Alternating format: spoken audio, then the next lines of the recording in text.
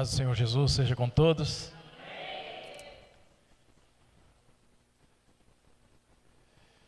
Sejam todos muito bem-vindos, mais uma vez. E esse é um momento também muito especial. Por que ele é especial? Porque também Deus vai nos falar por meio da palavra. Ele nos deixou a sua palavra para que por meio da sua palavra nós possamos ser ensinados, sermos edificados, sermos instruídos na verdade que vem dele para nós. Se nós queremos conhecer a respeito da nossa vida como cristão, não tem outro livro senão a Bíblia para isso. A Bíblia é a revelação máxima de Deus no sentido da palavra escrita, para que nós possamos conhecê-lo, saber quem ele é, saber qual é a sua vontade para a nossa vida. Nós estamos vivendo uma geração de crentes que professam fé em Jesus, mas que deixaram de lado o conhecer a palavra. Não estudam a palavra, não leem a palavra, não meditam na palavra. Quando muito, fazem isso no domingo, ou talvez numa vez por semana. Isso é pouco. Pouco para quem quer ter comunhão com Deus. Pouco para quem quer ter intimidade com Deus. Pouco para quem quer ser instruído por Deus. Pouco para quem quer ser guiado pelo Espírito Santo de Deus. Pouco para quem quer ser um vaso nas mãos de Deus, um instrumento nas mãos de Deus. E é em razão disso que nós vemos uma cristandade muito decaída na sua fé, uma cristandade fraca, cristãos débeis, cristãos que por qualquer motivo estão se afastando da fé, estão abandonando a fé, estão deixando de congregar, estão buscando revelações extras bíblicas para sustentar a sua suposta fé em Deus. E assim seguem a sua vida, e assim buscam em outros meios, em outros lugares, menos na palavra de Deus. O texto que eu gostaria de ler com os irmãos nesta noite está em Colossenses. No livro de Colossenses é um livro escrito pelo apóstolo Paulo. E o apóstolo Paulo estava orientando a igreja de Colossos, também uma igreja que estava, assim como nos dias de hoje, passando por uma dificuldade que estava adentrando àquela época a igreja de Colossos. E no capítulo 2, do verso 6 ao 15, Paulo faz uma orientação àquela igreja. Ele escreve a carta falando a respeito de uma situação que estava se agravando naquela comunidade, e então ele orienta aquela igreja, ele escreve para aquela igreja, a fim de que aquela igreja não caísse naqueles erros e naqueles ensinos que estavam querendo adentrar naquela comunidade. Então vamos ler Colossenses capítulo 2, do verso 8 ao verso 15. Cuidado, que ninguém vos venha a enredar com sua filosofia e vãs sutilezas, conforme a tradição dos homens, conforme os rudimentos do mundo, e não segundo Cristo. Porquanto nele habita corporalmente toda a plenitude da divindade, também nele estáis aperfeiçoados. Ele é o cabeça de todo principado e potestade. Nele também fostes circuncidados, não por intermédio de mãos, mas no despojamento do corpo da carne, que é a circuncisão de Cristo. Tendo sido sepultados juntamente com ele no batismo, no qual igualmente fostes ressuscitados mediante a fé, no poder de Deus que o ressuscitou dentre os mortos. E a vós outros que estáveis mortos pelas vossas transgressões e pela incircuncisão da vossa carne, vos deu vida juntamente com ele, perdoando todos os vossos delitos, tendo cancelado o escrito de dívida que era contra nós e que constava de ordenanças, o qual nos era prejudicial, removendo-o inteiramente, encravando-o na cruz. E despojando os principados e as potestades, publicamente os expôs ao desprezo, triunfando deles na cruz. Até aí. Vou pedir que você feche seus olhos, incline seu rosto, leve seu pensamento a Deus e vamos pedir que o Espírito Santo nos fale neste momento por meio da palavra que nós vamos minuciosamente considerar nesta noite. Feche seus olhos. Senhor nosso Deus, nosso Pai, eu peço ao Senhor que nesta noite o Senhor mais uma vez nos fale pelo poder do Teu Santo Espírito, que é o Mestre por excelência, que é aquele que pode nos iluminar, esclarecer a nossa mente a Tua Palavra, nos ensine neste momento, Senhor, nos esclareça a Tua vontade, o que o Senhor quer que nós aprendamos nessa noite, a fim de que a nossa vida seja transformada, a fim de que a nossa vida seja edificada, a fim de que nós cresçamos no entendimento e desta maneira pratiquemos a Tua Palavra, a apliquemos no nosso dia a dia. E assim nos livremos, Senhor, de tantas coisas que estão acontecendo em nossos dias e que muitas vezes tentam nos impedir de caminhar, nos impedir de avançar, nos impedir de andar corretamente na Tua santa presença. Que essa palavra do Senhor nos fale nesta noite, nos prepare e nos auxilie de tal forma que nós estando preparados, possamos então andar de cabeça erguida, de vitória em vitória, para a glória do Senhor. Em nome de Jesus, oramos. Amém. Então a igreja de Colossos era uma igreja muito firmada na fé, ela era uma igreja poderosa em palavras, era uma igreja fiel ao Senhor. Era uma igreja preocupada com a sã doutrina, mas por sua vez ela estava sendo invadida por alguns mestres. Alguns mestres que tinham nas suas ideias alguns pensamentos, algumas tradições que eles queriam introduzir dentro daquela igreja. Tradições essas que não tinham fundamento dos ensinos de Jesus, não se encontravam esses fundamentos. Nos ensinos proféticos não tinham esses fundamentos. Os profetas não tinham ensinado isso lá no Antigo Testamento. Os apóstolos tampouco haviam ensinado isso. Então Paulo também estava escrevendo para aquela igreja dizendo, olha, e essas coisas que estes homens, esses mestres estão querendo introduzir na igreja aí com vocês, isso está errado. Vocês prestem bastante atenção no que eu vou escrever para vocês. A igreja de Colossos estava correndo um risco de misturar a verdade com a mentira, de misturar verdades com falsos ensinos.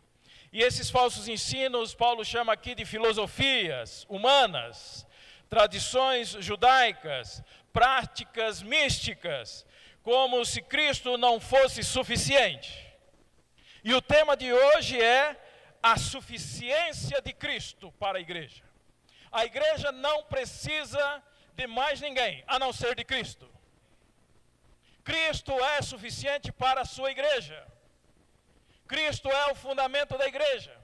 Cristo é o fundador da igreja. Cristo é o sustentador da igreja. A igreja não precisa de novas revelações. A igreja não precisa de complementos. Cristo é tudo para a igreja.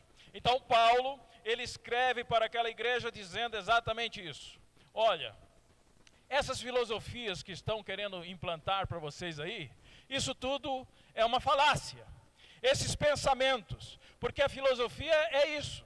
São pensamentos dos homens, são ideias dos homens que querem colocar em xeque a palavra de Deus.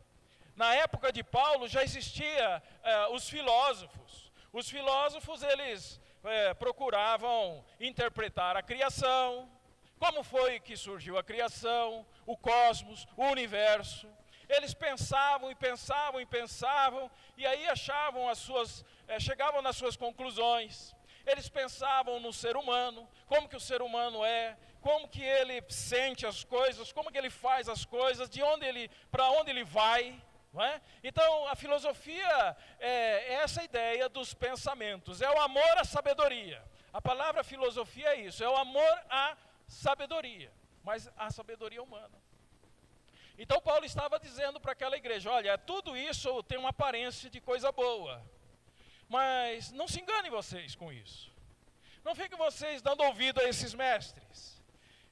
Não fiquem dando vocês ouvido a essas práticas do judaísmo.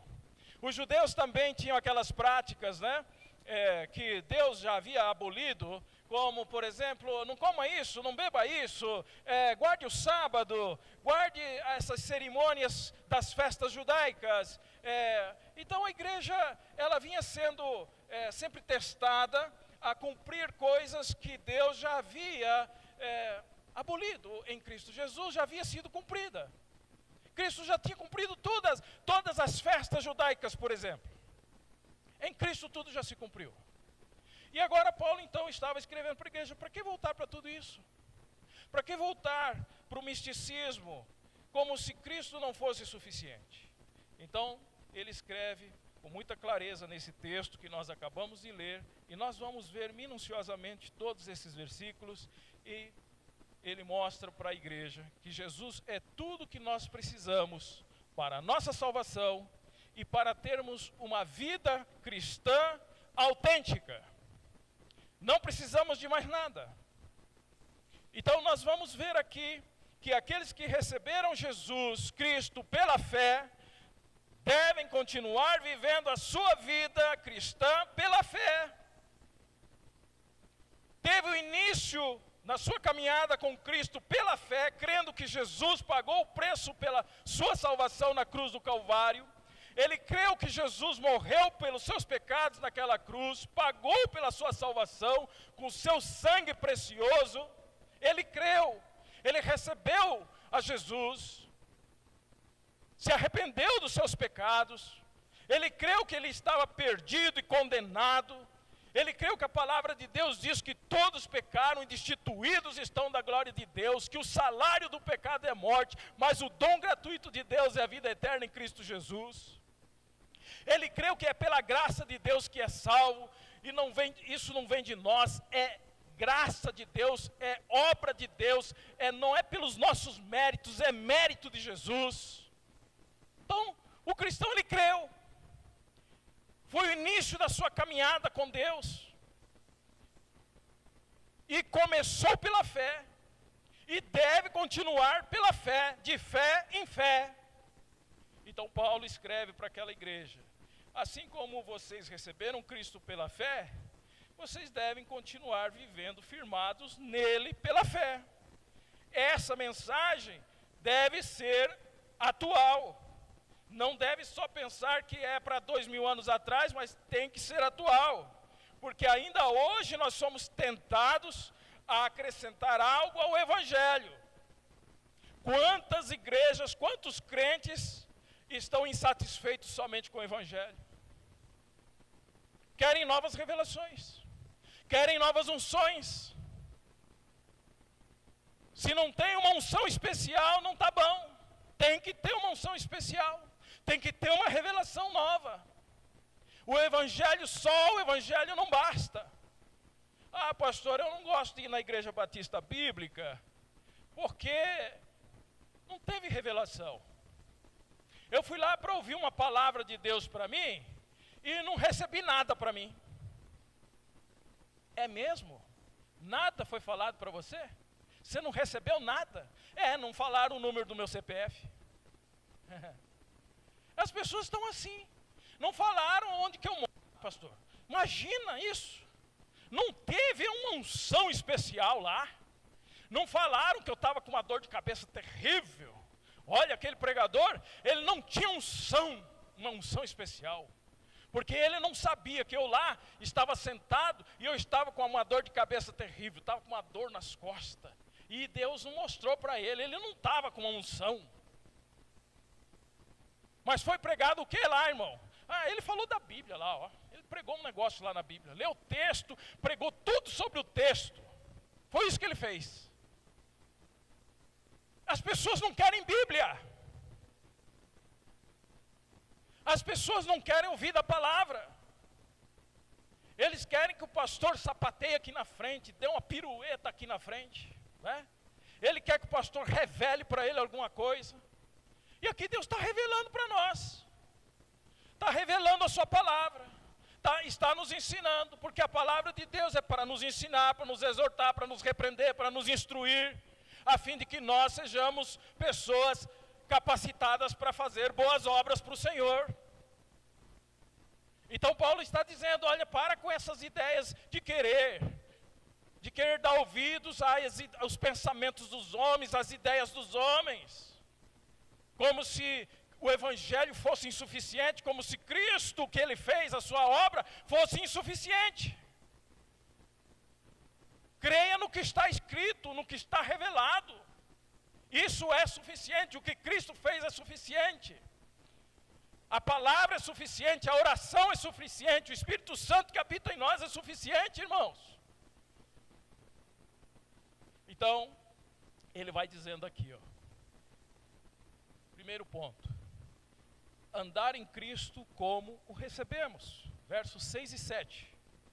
Como, pois, recebeste o Senhor Jesus Cristo, assim também andai nele, enraizados e edificados nele, e confirmados na fé, assim como fostes ensinados, nele abundando em ação de graça. Recebemos Cristo pela fé. Ninguém é salvo por seus próprios méritos, tradições ou religiosidade. Se alguém pensa que pode ser salvo porque é religioso, porque vem na igreja todo domingo, porque participa do grupo pequeno, porque visita o hospital lá do câncer, o hospital lá das crianças, porque faz alguma obra de caridade, pensa que vai ser salvo porque faz coisas boas, está se enganando. Está se enganando, não é por religiosidade. A salvação é pela fé em Jesus. Estas coisas boas que você faz é resultado da tua fé em Jesus e da sua obediência a Ele. Fomos salvos para as boas obras. As boas obras é o resultado da sua salvação. Não é porque você faz boas obras que você vai ser salvo, irmão. Então as pessoas se enganam, pensando que é pela sua religiosidade. Eu nasci no lar cristão. Mas você já confessou Jesus como seu Salvador e Senhor? Não, mas meu pai e minha mãe são crentes. Mas você já fez a sua confissão de fé em Jesus como seu Senhor e Salvador? Não, ainda não. O que você está esperando? E se você morrer hoje? Onde você vai passar a eternidade? Você não vai passar a eternidade porque seu pai e sua mãe é crente, não. Porque cada um vai prestar conta diante de Deus. Cada um na sua individualidade. Ninguém é salvo, nenhum filho é salvo porque seu pai e sua mãe é crente. Nenhum pai e nenhuma mãe é salvo porque seu filho é crente. Cada um terá que prestar conta diante de Deus. Então não é porque você nasceu tradicionalmente, você é um batista bíblico, porque você nasceu num lar cristão. Você é filho de um irmão que nasceu na igreja batista, ou seja, em qualquer denominação cristã evangélica. Eu conheci muitos jovens que pensavam assim. Aí você perguntava para ele, mas você já fez sua decisão por Jesus? Aí a resposta vinha, eu fui batizado. Ué, mas a pergunta é o seguinte, se você morrer hoje, você vai passar a eternidade aonde? Aí não sei, mas eu fui batizado. Religiosidade, tradição. Infelizmente tem muitos crentes assim, pensando que vai passar a eternidade com o Senhor por tradição, por religiosidade, porque vem nos cultos, porque faz alguma coisa para o Senhor. Então Paulo vai dizendo para a igreja, não, recebemos Cristo pela fé, pelo que nós entendemos na palavra de Deus, do que foi revelado a nós, que a salvação é unicamente pela graça de Deus, um favor que nós não merecíamos, mas que nos foi dado gratuitamente pelo Senhor. Andar em Cristo é permanecer na mesma dependência inicial. Não começamos pela fé e continuamos pela força humana. Seguimos na mesma fé que nos salvou. Guarde bem isso. Nós não começamos pela fé e agora terminamos na nossa força humana. Isso é impossível. É impossível. Toda vez que você quer fazer pela sua força humana, você vai se perder. Você não vai conseguir. Começa pela fé, continua pela fé e vai terminar pela fé. Começou pela fé, quer fazer pela força humana, não vai conseguir. Vai cair. Não vai conseguir. Por isso que a palavra de Deus aqui nesse texto, nesse verso 7, ele fala assim, enraizados. Aqui ele vai falar de uma característica do crente. O crente creu em Jesus pela fé, está salvo, mas agora ele precisa crescer. Ele precisa crescer espiritualmente. E aqui quando ele fala enraizado, ele coloca a figura de uma árvore. Uma árvore, para ela ser forte, para ela crescer grande e ser frutífera, a raiz dela precisa ser profunda. Ela precisa ir buscar água lá nas profundezas da terra. Então ela vai ser forte, ela vai ser uma árvore frondosa, cheia de frutos. Por isso que a palavra fala enraizados. Enraizados. Como uma árvore que se firma no solo, o cristão se firma em Cristo. Enraizados em Cristo. Ele é de onde nós tiramos toda a nossa força para ficarmos de pé. É dele, irmãos. A nossa suficiência é Cristo. É dele que nós tiramos a nossa força. Os nutrientes. Os minerais. A outra palavra que nós encontramos aqui é edificados. É como uma casa construída sobre um alicerce firme. A vida do cristão deve ser construída sobre a rocha que é Cristo. Quando você está firmado em Cristo, que é a rocha, venham os ventos que vierem, as tempestades que vierem, as inundações que vierem, não vai te derrubar. Não vai. Quantos crentes caíram? Foram derrubados.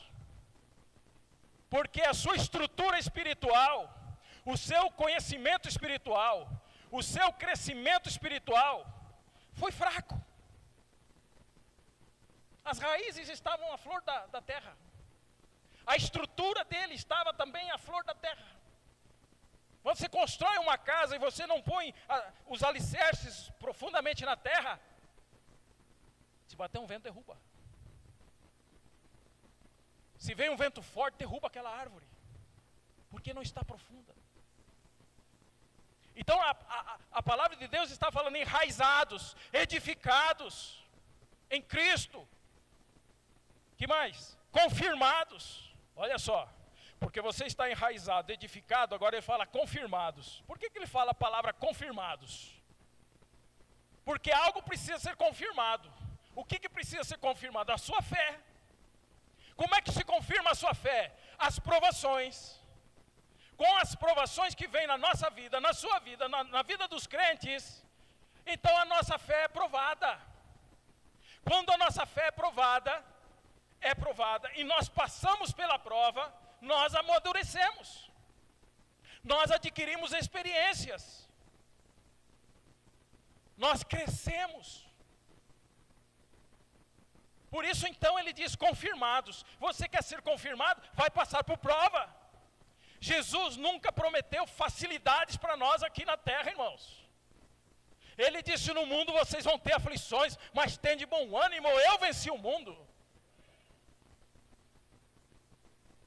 Não fique pensando que a sua vida cristã vai ser sombra e água fresca todos os dias. Você vai passar por provas. Agora depende. Sua raiz está profunda? Você está bem edificado? Então você vai ser confirmado. A sua fé vai ser provada e você vai sair vitorioso, porque você está firmado na rocha, você está firmado em Cristo, você vai permanecer. Pensa nisso. Você não vai cair. você vai permanecer em Cristo. E a última coisa que ele fala nesse versículo, ele diz, transbordando em gratidão. Olha aí, nela abundando em ação de graças. Uma vida que reconhece a graça de Deus. O cristão, então ele cresce, ele enraiza, ele edifica, ele confirma. E assim ele vai tendo experiência com Deus, diariamente. Vai tendo experiência com Deus, e aí a vida dele se torna uma gratidão constante a Deus. Ele é agradecido.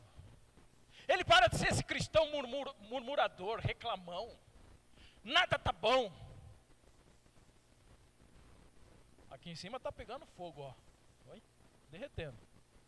Hã? Mas graças a Deus tem um ar aí que ameniza um pouco a situação. Não é? Nada está bom. Se está calor, reclama. Se está frio, reclama. Se o vento está forte, reclama. Se a situação financeira não está boa, reclama. Se a saúde não está boa, reclama. De tudo reclama. Não, a palavra de Deus está dizendo aqui, ó, transbordando em gratidão. O crente precisa transbordar em gratidão. Ser grato a Deus. Uma vida que reconhece a graça de Deus gera louvor a Deus. O que nós fizemos hoje aqui, estávamos louvando a Deus, sendo grato a Deus pela vida que Ele nos dá em Cristo Jesus, pela salvação tão grande que Ele nos dá. Daqui a pouco não estamos mais aqui, vamos estar aonde? Com Ele. Essa é a viva esperança. Então o crente tem tudo para ser grato a Deus, ser uma pessoa grata a Deus, ao levantar-se. Obrigado, Senhor. Estou respirando. Obrigado, Senhor, estou podendo me levantar. Obrigado, Senhor. Olha, tenho pão, café da manhã, uma água para beber. Obrigado, Senhor, eu tenho uma vestimenta para pôr nesse corpo. Obrigado, Senhor, pelo teto que está sobre mim. Obrigado, Senhor, quem é casado pela sua esposa, que tem filho pelos seus filhos. Obrigado, Senhor, por quem tem trabalho. Obrigado, Senhor, pelo meu trabalho. Obrigado pelo meu patrão, Senhor. Obrigado. Obrigado, Senhor, porque o Senhor me dá sustento. Obrigado. Para de reclamar, vamos agradecer. Então a palavra de Deus diz, transbordando em gratidão. Essa é a imagem que Paulo coloca para nós aqui. Crescimento espiritual. Um crescimento que vai produzindo frutos na nossa vida. O cristão é essa pessoa que vive essa realidade. Nós somos esses que devem viver essa realidade. Não vai esperar isso de quem não é cristão. Ei, cristão, viva essa realidade. Não espere de quem não é. Nós que somos, vamos viver essa realidade. Cristo é suficiente para nós. Então vamos examinar nossa caminhada cristã. Estamos firmados em Cristo. Ele é a nossa rocha, é nele que a nossa raiz está sugando dos seus minerais, das suas energias. É dele que nós estamos vivendo. Ou você está querendo viver das suas próprias forças e capacidades? Esqueça isso. Tira dele. Ele é suficiente para nós. E ele tem o melhor para nós. Dele a gente tira o melhor. Não tem nada de ruim dele, só tem coisa boa. Segundo ponto. A suficiência de Cristo contra enganos. Então Paulo vai combatendo aquelas ideias que estavam dentro da igreja, no verso 8 ao 10. Tende cuidado para que ninguém vos faça presa sua. Olha só, palavra, hein? Tende cuidado, para que ninguém vos faça presa sua, por meio de filosofias e vãs sutilezas, segundo a tradição dos homens, segundo os rudimentos do mundo e não segundo Cristo. Porque nele habita corporalmente toda a plenitude da divindade, e estais perfeitos nele, que é o cabeça de todo principado e potestade. Então Paulo faz uma advertência. Tenham cuidado. Existem filosofias, tradições humanas e falsos ensinos que seduzem, mas não produzem vida. Está bonito ali no papel, está tudo bonitinho ali, mas não produz vida. É só engano, é sedução, não produz vida. Em contraste, ele fala: em Cristo habita corporalmente toda a plenitude da divindade. Ele não é uma parte de Deus, ele é o próprio Deus encarnado. Por que ele faz essa afirmação? Porque a ideia da filosofia, a ideia dos rudimentos que ele está falando aqui, era aquela ideia de que Jesus não era Deus. Que Jesus não era apenas um ser muito especial, mas que não era divino. E nós cremos pela palavra de Deus, pelas centenas de textos bíblicos, que Jesus é Deus. Nós cremos num Deus verdadeiro, um Deus que se fez homem, 100% homem, 100% Deus, o Verbo encarnado, aquele que se fez homem para nos salvar do estado de condenado em que nós nos encontrávamos. Porém, não deixou de ser Deus. Ele é Deus. O Verbo se fez carne e habitou entre nós. E vimos a sua glória como a glória do unigênito do Pai, cheio de graça e de verdade. Jesus é Deus. Tem muita religião por aí menosprezando a divindade de Jesus, dizendo que Jesus não é Deus, e Ele é Deus conforme a palavra diz, e nós cremos na sua divindade. Quem tem Cristo não precisa de complementos espirituais, porque já estamos completos nele. Você crê nisso? Não precisa de complemento nenhum, irmão. Não precisa. Você imagina uma coisa. Imagina que alguém tenha recebido um cheque milionário. Um checão aí, milionário. Recebeu um cheque milionário. Mas apesar dele ter recebido esse cheque milionário, ele continua trabalhando e fazendo hora extra para pagar suas contas. Mas ele tem lá um cheque milionário. Mas ele continua trabalhando e fazendo hora extra para pagar as contas dele. Que absurdo é esse, né? Não é um absurdo? É um absurdo. Assim também tem muitos crentes que tentam acrescentar obras humanas, tradições e filosofias à fé, como se Jesus não bastasse, como se Jesus precisasse de complementos, como se Jesus precisasse de uma mãozinha, de uma ajudazinha. Mas em Cristo já temos a plenitude, nada mais precisa ser adicionado. Se eu tenho Cristo, eu estou completo. Mas como assim, pastor? O que é estar completo? Como assim estar completo? É estar completo, como diz a palavra. Está escrito aí ou não? Está escrito, né? Olha aí. Deixa eu achar agora. Porque nele habita corporalmente toda a plenitude da divindade, e estáis perfeitos nele. Em outra versão diz: estáis completos nele, que é a cabeça de todo principado e potestade.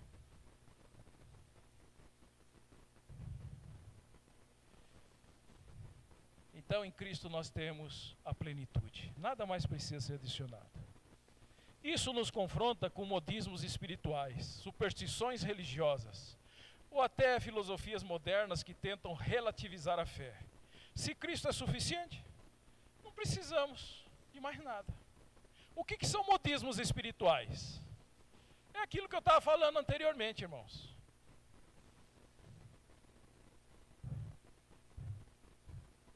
Rosa ungida, vassoura ungida, água ungida. A irmã até achou graça. Né? Essas coisas que o povo inventa. Campanhas. Vamos botar uma faixa aí na frente. Campanha de 40 dias de prosperidade. Esses modismos. 3 dias de revelação. Aí você quer ver essa igreja, esse lugar aqui encher? É só fazer isso. Mas vai lotar, que não vai caber gente, vai ficar gente lá, encostando lá na Universidade Federal. Tanta gente. Porque as pessoas gostam disso. Mas isso não produz vida. Isso é superficial, isso agrada a carne das pessoas, isso satisfaz o ego das pessoas, isso massageia o ego das pessoas, isso traz, sabe, um falso resultado. Isso não satisfaz ninguém. Isso é como uma droga que a pessoa usa por um momento e aquele momento satisfaz, mas depois só traz desgosto, tristeza, desilusão. A vida com Jesus, ela é satisfatória, ela é plena, ela é completa. Basta a gente crer, basta a gente obedecer, basta a gente conhecer, basta a gente aplicar. E então vai experimentar. Quando você experimenta essa verdade de Deus, que Cristo é suficiente, meu irmão, a pessoa pode vir falar para você o que for, você não vai aceitar. Você não vai aceitar. Você não vai acreditar. Porque você já experimentou a verdade. Você já é satisfeito em Deus. Você já está completo em Cristo. Por que você vai querer experimentar uma coisa supérflua? Por que você vai querer o lixo? Se você já tem o do bom e do melhor? Que é Cristo, Ele é suficiente. Terceiro, a nova vida em Cristo. Verso 11 ao 13. No qual também estáis circuncidados com a circuncisão não feita por mão no despojo do corpo dos pecados da carne pela circuncisão de Cristo. Sepultados com Ele no batismo, nele também ressuscitastes pela fé no poder de Deus que o ressuscitou dentre os mortos. E quando vós estáveis mortos nos vossos pecados, e na incircuncisão da vossa carne, vos vivificou juntamente com Ele, perdoando-vos todas as ofensas. Quando ele fala aqui da circuncisão espiritual, ele fala da circuncisão, ele está falando da circuncisão espiritual. Não é um ritual externo como tinha na lei judaica, mas uma obra interna do Espírito. O coração é transformado, o novo nascimento, a regeneração. Aquilo que o Espírito Santo fez dentro de nós, nos dando um novo Espírito, nos fazendo nascer de novo. Fomos regenerados não pela semente corruptível, mas pela incorruptível palavra de Deus. Você é regenerado, você que é cristão, você foi regenerado, você foi feito novo. É isso que é a nova criatura, é isso que é a vida nova. Deus te deu um novo espírito. E você se relaciona com Ele em razão de que você é um ser espiritual nascido pela vontade de Deus, não pela vontade do homem. Então aquele que está em Cristo é uma nova criatura, as coisas velhas passaram e eis que tudo se fez novo. Aí ele cita o exemplo do batismo como símbolo: morte para a velha natureza e ressurreição para uma nova vida. E ele fala a respeito da transformação: antes mortos em pecados, agora o quê? Vivificados com Cristo. Olha quantas coisas nós temos em Cristo, quantas coisas recebemos em Cristo. Antes mortos em pecados, agora vivificados com Cristo. Lá em Efésios ele fala: estávamos mortos em nossos delitos e pecados, mas Ele nos deu vida juntamente com Cristo. Se o Filho vos libertar, verdadeiramente sereis livres. E conhecereis a verdade, e a verdade vos libertará. A verdade é Cristo. E o que Ele fez foi nos libertar do jugo da escravidão, do pecado, que nos condenava.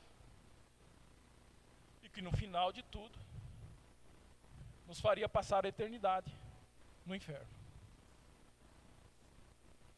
E aí ele fala do perdão. Mas não um perdão parcial. Tem muitos crentes pensando aí que o perdão de Deus foi um perdão parcial. E olha o que ele diz a palavra: perdoando-vos todas as ofensas. Todas as ofensas. Não foi um perdão parcial. Perdoou todos os nossos pecados. Todos os seus pecados passados. Todos os seus pecados presentes. E todos os seus pecados futuros. Porque se Ele deixasse para mim pagar o meu pecado presente, eu estaria condenado. Se Ele deixasse para eu pagar o meu pecado do futuro, eu estaria condenado. Graças a Deus, a palavra nos revela que todos os nossos pecados Ele pagou. Está escrito: perdoando todas as nossas ofensas. Todos os pecados, meus irmãos, todos foram cancelados.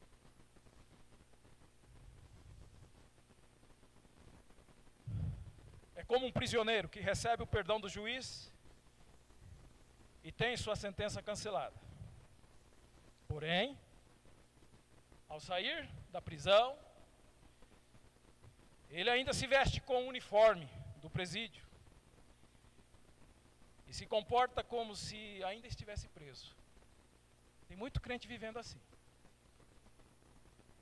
O juiz lá determinou que ele está livre, mas ele sai da prisão e ainda se veste com o uniforme da prisão e ainda se comporta como um presidiário. Muitos cristãos vivem assim. Foram libertos por Cristo. Está lá declarado na palavra: o Filho vos libertou. Está lá declarado. Mas ainda carregam as marcas e culpas da velha vida. Está lá, chorando, se lembrando da velha vida, lá do pecado passado. Será, meu Deus, que eu vou ser perdoado? Será que eu fui perdoado mesmo? Eu cometi tanta coisa ruim lá atrás. Será que eu fui perdoado? Está sofrendo pelo seu pecado, triste, amargurado, não dorme de noite, no outro dia levanta com olheira, sofrendo. Ora, está aqui escrito. Aceita, cristão. Aceita o que a palavra diz. Em Cristo não somos mais prisioneiros do pecado, mas homens e mulheres livres. Ele perdoou todos os nossos pecados. Não carregue mais os grilhões dos pecados com você. Ele vos perdoou. Está tudo pago. Você foi perdoado. Viva como livre. Viva como livre. E os últimos versículos, 14 e 15, diz: a vitória da cruz. Olha só. Havendo riscado a cédula que era contra nós nas suas ordenanças, a qual de alguma maneira nos era contrária, e atirou do meio de nós, cravando-a na cruz. E despojando os principados e potestades, os expôs publicamente, e deles triunfou em si mesmo. Olha só que afirmação ele faz aqui. O cancelamento da dívida. Eu tinha uma dívida com Deus. Você tinha uma dívida com Deus. A humanidade tinha uma dívida com Deus. Tem uma dívida com Deus se ainda não creu e não confessou a Jesus como seu Senhor e Salvador. A expressão então usada aqui por Paulo remete a um registro de dívida. Se você quer pôr alguém uma dívida, você vai lá no cartório e registra uma dívida lá, né? No nome da pessoa. Registra lá, o fulano de tal deve para mim e você registra lá no cartório. Está lá a dívida. Enquanto ele não pagar, está lá o registro da dívida. Fica lá no cartório. Era uma dívida impagável, a nossa, diante de Deus. Não tínhamos como pagar. E a nossa conta é o pecado, diante de um Deus santo. Mas o que aconteceu? Conforme o versículo. Jesus foi lá e pagou a nossa dívida. Jesus, que não tinha pecado, foi lá na cruz e pagou a nossa dívida. Como é que ele pagou a dívida?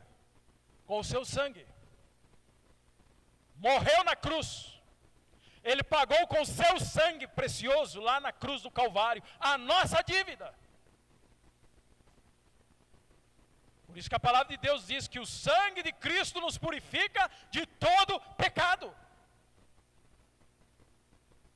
Então foi pago um alto preço. O alto preço é o sangue do Filho de Deus, que foi derramado lá na cruz para pagar a nossa dívida. Não podemos menosprezar o sangue do Filho de Deus que foi derramado lá. Está pago. A dívida está paga. E ele diz aqui, a cédula foi riscada. Foi riscada aquela dívida. Está paga, está paga, está paga. Creia nisso, cristão. Creia nisso. Não carregue culpas que já foram pagas. Pecados que já foram pagos. Você é livre.